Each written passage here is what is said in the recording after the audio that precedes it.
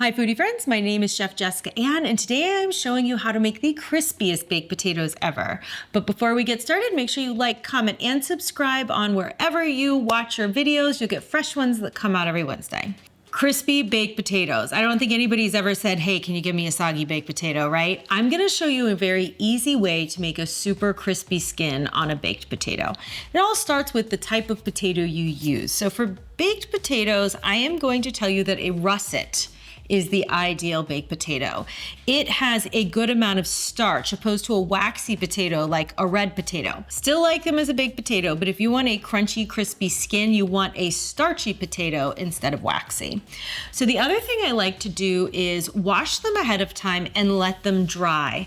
Steam, water, is going to be the enemy of a crispy skin. It's also why I like to take either a paring knife or a potato nail. If you've never seen a potato nail, this is what it looks like, or a fork, and put a couple of holes in the potato. This lets the steam escape from the potato instead of building on the inside. It also prevents potato explosions. If you've never had a potato explode in your oven, I'm telling you right now, you do not want to have to clean that up, especially a starchy one. It is a huge pain in the butt. Okay, so I'm gonna prick that all over now that it's nice and dry. The next step is olive oil. So oil is going to help things get crispy, just like when you're frying stuff.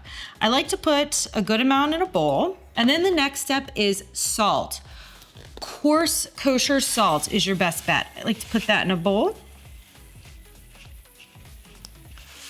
Don't be stingy here. The salt is the key.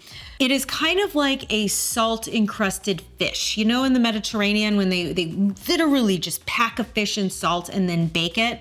The point of that is to get a lot of flavor, but also a crispy, crunchy skin to eat. And that's the same concept we're going here with our potato. Okay, so I'm gonna put the potato in here. Obviously, he's not swimming, so I'm gonna use my hands. You can take off your jewelry. I probably should have taken off my jewelry, but I didn't. It'll be fine. Who doesn't love a little olive oil? It's moisturizing the skin, huh? Okay, rub it on in there. Make sure all of the points are covered, okay? And then roll it in the salt. You literally want it crusted in salt. This one's good and encrusted. I'm gonna throw it on a baking sheet, 400 degrees, 50 to 60 minutes, and I'm gonna show you how amazing it is once it comes out. Lucky for you guys, and the magic of TV, I have 3 potatoes ready to go hot out of the oven with my awesome oven mitt. Okay, so clearly that's a little bit too much salt, even for me who is a salt lover. But just like you would with a salt encrusted fish, we're going to take off the majority of the salt. I don't know if you can see this, but look, it's literally just kind of coming off in a crust. It's exactly what we're looking for. Some people don't even eat the skin. The skin is actually where the majority of the nutrients in a potato are, so I do like to eat the skin. You can't hear that? I'm telling you right now, so crunchy. Can you hear the skin? Oh, I love it. Perfect. I did let these cool a little bit. I don't recommend touching them like this right out of the oven because you will hurt yourself and the steam will come up and get you. Best part, topping them. I'm gonna use some traditional baked potato toppings here, a really good helping of sour cream. I'm also a big fan of using a plain Greek yogurt instead of sour cream, but you do whatever floats your boat.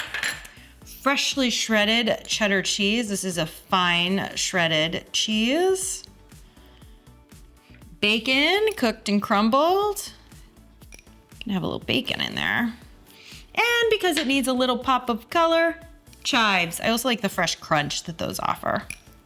Okay, there you go, foodie friends. You've got the crispiest baked potatoes in town.